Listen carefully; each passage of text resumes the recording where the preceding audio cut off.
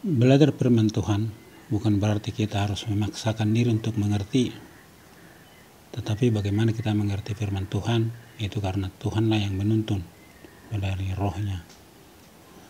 Kali ini kita membaca firman Tuhan dari Kejadian 3 ayat 11 dan 12. Firman-Nya, siapakah yang memberitahukan kepadamu bahwa engkau telanjang? Apakah engkau makan dari buah pohon yang kularang engkau makan itu? Manusia itu menjawab, perempuan yang kau tempatkan di sisiku, dialah yang memberi dari buah pohon itu kepadaku, maka kumakan. Kenapa Tuhan bertanya? Kenapa Allah bertanya? Sementara Allah itu kan Allah yang maha tahu. Dia tahu segala sesuatu yang belum terjadi dan yang akan terjadi. Dia tahu segala sesuatu. Maka dia datang melihat manusia itu dan bertanya karena dia tahu manusia itu sudah melakukan pelanggaran. Tetapi Allah bertanya dan manusia itu menjawab. Tetapi jawabannya apa yang terjadi? Manusia itu membela dirinya di hadapan Tuhan dengan cara menyalahkan Tuhan. Kenapa saya bilang menyalahkan Tuhan? Perempuan yang diberikan kepadanya sebagai pendamping adalah perempuan yang Tuhan berikan, bukan yang manusia sendiri temukan atau dapatkan. Enggak.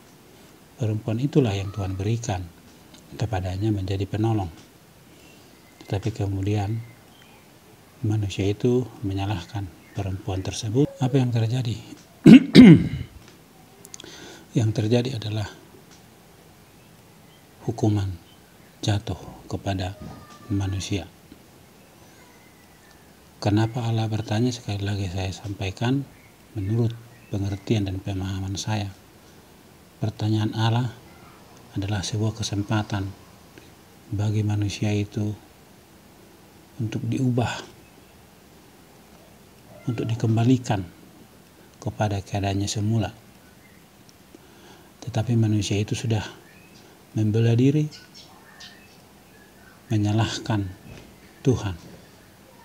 Itulah yang menjadi akibat daripada dosa itu. Jadi ketika Allah bertanya, itu adalah kesempatan bagi kita untuk merubah diri supaya hidup kita diubah oleh Tuhan. Tetapi ketika kita membela diri di hadapan Tuhan, maka hukuman yang kita dapatkan. Siapakah kita di hadapan Tuhan? Tetapi Tuhan begitu luar biasa, begitu baik. Di mana letak kebaikan Allah itu? Allah memberikan kesempatan kedua melalui anaknya Yesus Kristus Tuhan. Maka itu seperti pertanyaan ini kepada manusia, ada pertanyaan untuk kesempatan untuk berubah, mengakui kesalahan. Maka Tuhan datang melalui anaknya kepada manusia itu menyampaikan berita keselamatan. Maka bagaimana dengan kita? Apakah kita akan mengakui dosa kita, mengakui pelanggaran kita, dan menerima karya keselamatan yang diberikan oleh Allah? Allah itu baik. Allah itu luar biasa baik.